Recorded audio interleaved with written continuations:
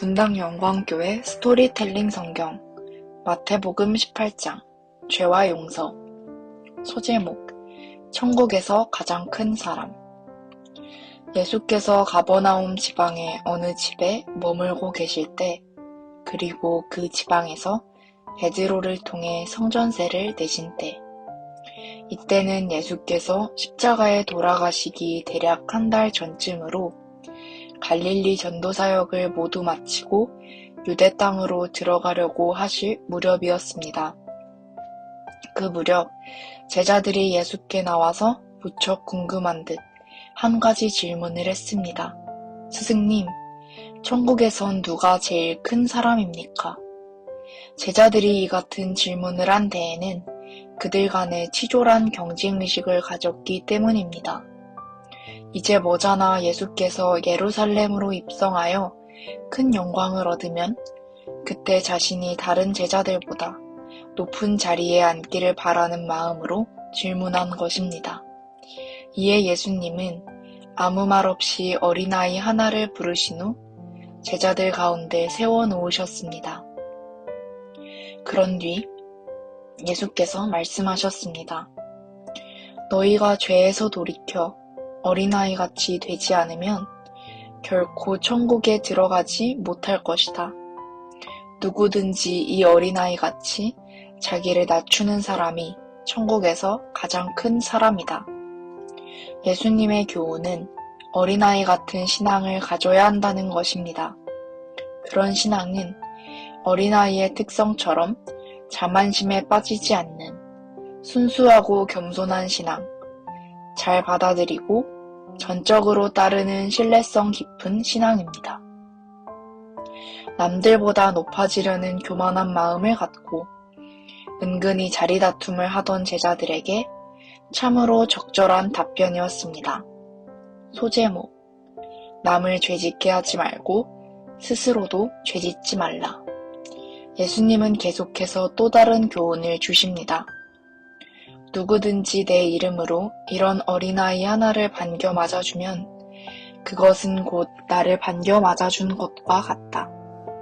그러나 나를 믿는 이 작은 사람들 가운데 하나라도 죄짓게 하는 사람은 차라리 자기 목에 연자 맷돌을 달고서 깊은 바닷속으로 자기 몸을 던지는 편이 차라리 나을 것이다. 사람들을 죄 가운데로 몰아넣는 일들 때문에 세상은 결국 화를 입을 것이다. 세상에서 그런 일이 없을 순 없겠지만 남을 죄짓게 하는 그 사람은 큰 벌을 받을 것이다. 어린아이들, 곧 작은 사람들 하나라도 주님의 이름으로 따뜻하게 맞아주는 일이 얼마나 귀한 일인지, 반면에 그런 자들 중 하나라도 죄짓게 하는 일이 얼마나 큰 악행인지 예수님은 뚜렷하게 대비해서 강조하셨습니다. 그러면서 예수님은 남을 죄짓게 하느니 차라리 자기 목에 연자 맷돌을 메고 스스로 깊은 바닷속으로 몸을 던지는 편이 더 낫다고 말씀하셨습니다. 그만큼, 즉, 차라리 자기 목숨을 던질지언정 결코 다른 사람을 죄짓게 하지 말라는 강조적인 표현입니다. 여기서 연자 맷돌은 곡물을 갈 때 나귀가 끌도록 되어 있는 큰 맷돌입니다. 크기는 지름이 120에서 150cm가량 되었고 무게는 1톤 남짓이었습니다. 이처럼 목숨 걸고 남을 죄짓게 하지 말 것을 강조하신 데 이어 예수님은 이제 목숨 걸고 스스로도 죄짓지 말라고 교훈하셨습니다. 내 손이나 내 발이 너로 죄짓게 만들거든 그 손발을 잘라버려라. 두 손과 두 발을 멀쩡히 가지고 영원한 지옥불에 들어가는 것보다는 차라리 불구의 몸으로 영원한 생명을 누리는 천국에 들어가는 편이 훨씬 낫다. 또 내 눈이 너로 죄짓게 만들거든 그 눈을 떼어버려라. 두 눈을 멀쩡히 가지고 지옥불에 들어가는 것보다는 차라리 외눈일지라도 천국에 들어가는 편이 훨씬 낫다. 참으로 살떨리는 말씀입니다. 그렇다면 정말로 우리는 죄짓게 만든 몸의 지체를 그대로 잘라내야 하는 겁니까? 그렇진 않습니다. 여기서 예수님은 다만 영적인 죄의 문제를 쉽게 설명하기 위해 육적인 몸에다 비유해서 말했을 뿐입니다. 다소 극단적으로 보이는 이 비유의 교훈은 분명합니다. 우리의 삶 속에서 죄된 것들을 기필코 제거해야 할 뿐만 아니라 나아가 죄짓게 만드는 것들까지도 비록 그것이 아무리 비싸고 고통스러운 대가를 지불해야 한다고 해도 철저하게 없애야 한다는 것입니다. 소제목, 잃어버린 작은 양의 비유. 고대 사회에서 어린아이들은 그 존재감을 인정받지 못했습니다. 그들은 보잘것없고 하찮은 존재들이기에 작은 자, 곧 소자라 불렸습니다. 하지만 그들 중 하나라도 하나님께는 얼마나 소중하고 가치 있는 존재인지 예수님은 계속해서 말씀하셨습니다. 잘 들어라. 너희는 이런 어린아이들 가운데 하나라도 업신여기지 않도록 조심하여라. 그들의 천사들이 하늘에 계신 내 아버지를 항상 뵙고 있다는 사실을 명심하여라. 인자가 이 땅에 온 것은 잃어버린 자들을 구원하기 위함이니라. 예수님은 평범한 이야기 속에 놀라운 영적 비밀 하나를 들려줍니다. 수호천사에 관한 이야기입니다.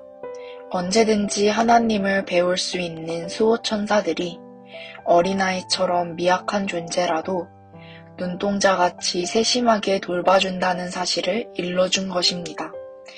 그들 수호천사들은 개인뿐 아니라 교회나 국가를 또한 지키며 성도를 위해 하느님께 간구하기도 합니다.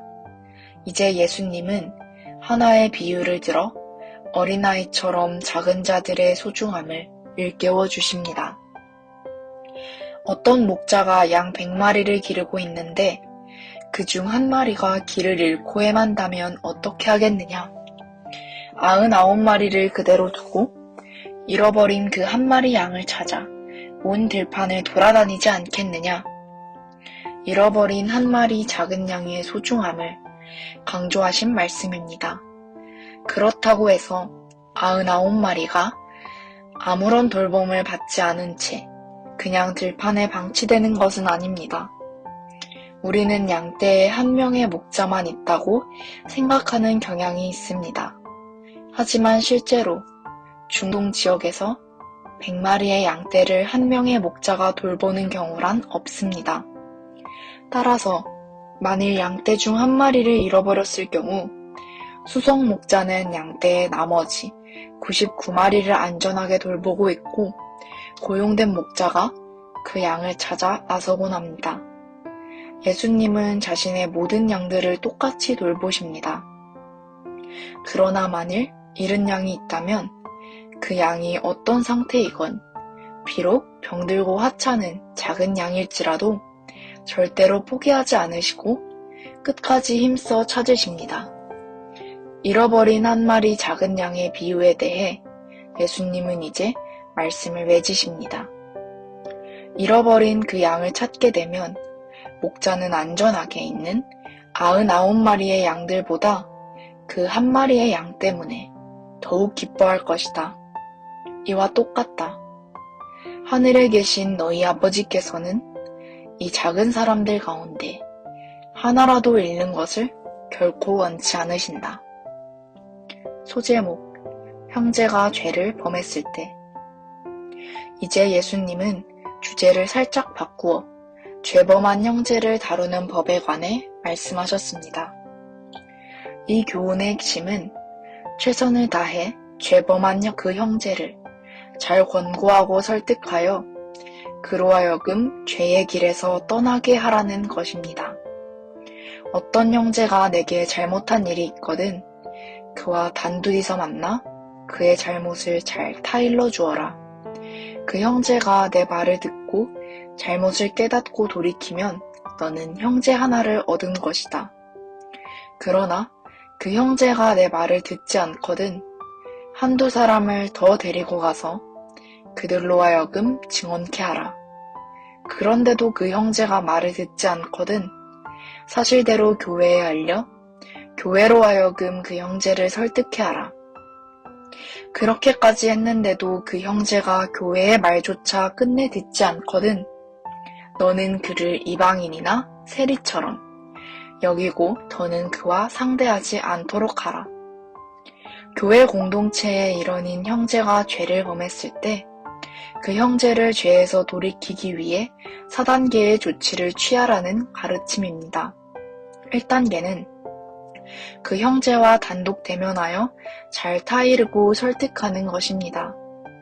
2단계는 사실을 증언할 수 있는 다른 형제 한두 명을 대동하여 그 형제를 다 함께 설득하는 것입니다. 3단계는 교회에 사실을 알린 뒤 교회가 나서서 그 형제를 설득하도록 하는 것입니다. 4단계는 최후의 조치로 그 형제를 이방인이나 세리처럼 여겨 더는 상대조차 하지 않음으로써 스스로 깨닫고 뉘우치도록 하라는 것입니다. 이 같은 조치와 관련하여 예수님은 강력한 말씀을 하십니다. 너희가 땅에서 메어놓은 것은 무엇이든 하늘에서도 메일 것이고 땅에서 풀어놓은 것은 무엇이든 하늘에서도 풀릴 것이다.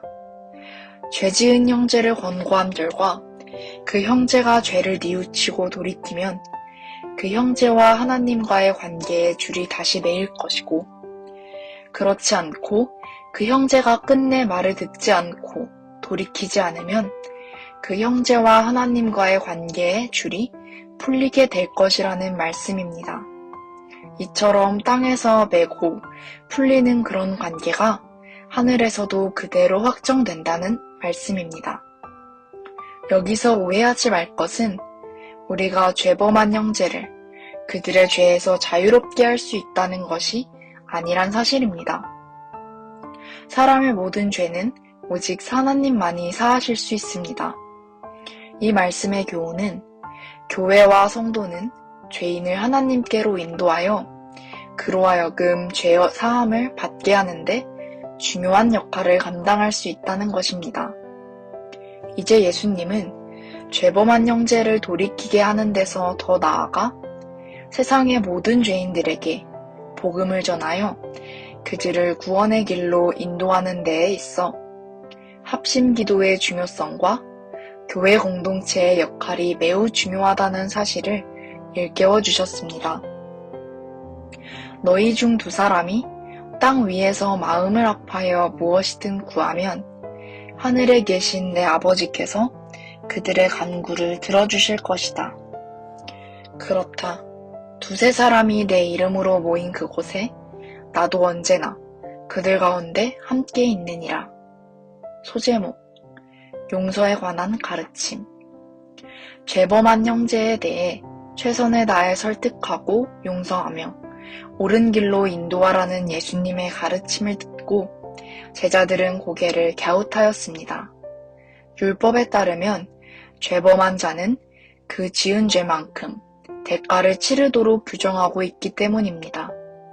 그런데 예수님은 최대한 타이르고 얼마든지 용서하라고 가르치고 있지 않은가요? 궁금증이 있으면 참지 못하는 베드로가 제자들을 대표해서 물었습니다.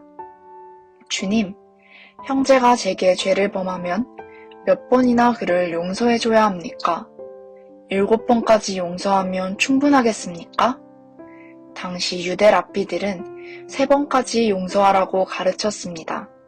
그래서 베드로는 예수님의 자애로운 가르침을 감안하더라도 7번이면 넉넉하다고 생각하고 이렇게 말했습니다. 그러나 예수님의 답변은 의외였습니다. 아니다. 7번뿐 아니라 70번씩 7번까지라도 용서해 주어라. 이는 70번씩 7번, 곧 정확히 490번 용서해 주라는 말이 아닙니다. 그 수요를 헤아릴 수도 없을 정도로 무제한 용서하라는 의미입니다. 이런 말뜻을 베드로도 알아들었습니다. 아이고 주님, 어찌 그렇게까지 용서할 수 있겠습니까? 아무래도 그건 사람으로선 감당할 수 없는 말씀입니다. 허허, 그러하냐? 그렇다면 비유 하나를 들어주마. 예수님은 비유로 이야기 하나를 들려주셨습니다. 이른바 1만 달란트와 100데나리온의 비유입니다. 천국은 어떤 왕이 자기 종들과 셈을 맞춰보는 것에 비유할 수 있습니다. 그렇게 결산을 하던 중에 무려 1만 달란트나 빚진 종이 왕 앞에 끌려 나왔습니다. 그 종이 그처럼 막대한 빚을 갚을 돈이 없다는 사실을 알자 왕이 그 종에게 엄히 명령하기를 내가 가진 모든 것과 내 처자까지도 전부 팔아 빚을 갚도록 해라 하였습니다. 그러자 그 종은 왕 앞에 엎드려 싹싹 빌면서 말하기를 오 왕이시여 제발 조금만 찾아와 주십시오. 제가 곧 다 갚아드리겠습니다. 부디 자비를 베풀어 주십시오 하였습니다. 종이 급한 김에 그렇게 말했어도 왕은 그 종이 어떤 방법을 써도 그 막대한 빚을 다 갚을 수 없다는 사실을 잘 알고 있습니다. 그래서 왕은 그 종을 가엾게 여겨 놓아주었고 게다가 빚까지 전부 없애주었습니다. 그 왕은 참으로 너그러우신 왕이로군요. 그 종은 큰 은혜를 입었군요. 제자들은 마치 자신의 일인 양 감탄을 바라며 좋아했습니다. 예수님은 계속 비유의 말씀을 이어나가셨습니다. 그렇게 풀려난 그 종은 아주 좋아라 하며 집으로 돌아가던 중 자기에게 100데나리온의 빚을 진 사람을 길에서 만났습니다. 그런데 말입니다. 그 종은 그 사람의 멱살을 붙잡고 당장 자기 돈을 갚으라고 다그쳤습니다. 그러자 그 사람이 엎드려 간청하기를 제발 조금만 참아주시게 내가 곧 다 갚도록 하겠네 하였습니다. 그러나 왕에게서 1만 달란트를 탕감받은 그 종은 들은 채도 하지 않고 그 사람을 관하로 끌고 가서 자기에게 빚진 돈을 다 갚을 때까지 감옥에 갇혀있게 하였습니다. 고대 사회에서 빚진 자가 자신의 빚을 갚지 못하는 경우 채권자의 종이 되어 강제노역을 하거나 때로는 투옥되기도 합니다. 그렇게 함으로써 채권자는 빚진 자를 압박하여 혹시라도 숨겨놓은 재산을 찾아내 좀 더 빨리 빚을 받을 수 있었습니다. 여기까지 이야기를 듣고 있던 제자들은 하나같이 격분했습니다. 못된 놈. 자기는 1만 달란트나 탕감받았으면서도 자기에게 100데나리온 빚진 자를 저리도 모지게 대하다니 천하의 몹쓸 놈. 예수님은 제자들의 그런 반응을 보면서 계속 말씀을 이으셨습니다. 그러자 그 광경을 지켜본 다른 종들이 하도 기가 막혀 왕에게로 가서 그 종이 한 짓을 낱낱이 일러바쳤습니다. 이에 왕은 크게 진노하여 빚을 탕감해 주었던 그 종을 다시 불러 엄히 꾸짖기를 이 악독하고 뻔뻔한 놈아 내가 엎드려 애걸복걸하기에 불쌍히 여겨 내가 그토록 엄청난 빚을 탕감해 주지 않았느냐. 너도 마땅히 내게 빚진 자에게 자비를 베풀었어야 마땅하지 않느냐 하였습니다. 그런 후 왕은 몹시 노하여 그 종을 감옥에 가두고 마지막 한 푼까지 다 갚게 하였습니다. 속이 시원합니다. 그자는 마땅히 그렇게 처리하는 것이 옳습니다. 제자들은 이구동성으로 말했습니다. 자, 그렇다면 예수님의 비유에서 빚진 돈의 가치는 얼마나 되는지 알아봅시다. 먼저 데나리온은 로마 제국의 은화를 가리킵니다. 이 은화는 예수님 당시에 가장 널리 유통되던 동전으로 당시 노동자의 하루치 품삯에 해당되는 가치를 지녔습니다. 그리고 달란트는 유대의 화폐 단위 중 가장 큰 단위로 한 달란트는 대략 6,000데나리온의 가치를 지녔습니다. 따라서 1만 달란트의 빚을 졌다는 것은 오늘날의 표현으로는 수백억, 대략 600억의 빚을 졌다는 말로 결코 감당할 수 없는 엄청난 빚을 졌다는 말입니다. 반면 100데나리온의 빚은 대략 1000만 원을 빚졌다는 말로 충분히 갚을 수 있는 빚을 말합니다. 그 악하고 지독한 종을 엄벌에 처한 왕의 처사에 고소해하던 제자들을 보면서 이제 예수님은 비유 속에 담긴 핵심 교훈을 일깨워 주십니다. 자, 보아라. 너희가 몇 번이든 진심으로 내 형제를 용서해 주지 않으면 하늘에 계신 내 아버지께서도 너희에게 이처럼 행하실 것이다. 그렇습니다. 우리 모두는 하나님께 1만 달란트의 빚을 진 자들입니다. 그리고 우리에게 죄 지은 형제는 우리에게 100데나리온의 빚을 진 자입니다. 그런데 하나님은 우리를 불쌍히 여겨 우리가 빚진 1만 달란트를 탕감해 주셨습니다. 자, 그렇다면 이제 우리는 우리에게 100데나리온 빚진 자들에게 어찌해야 마땅할까요? 이에 대한 우리의 행동 여부에 따라 우리에 대한 하나님의 처우 여부도 달라질 것입니다. 제자들은 침묵했습니다.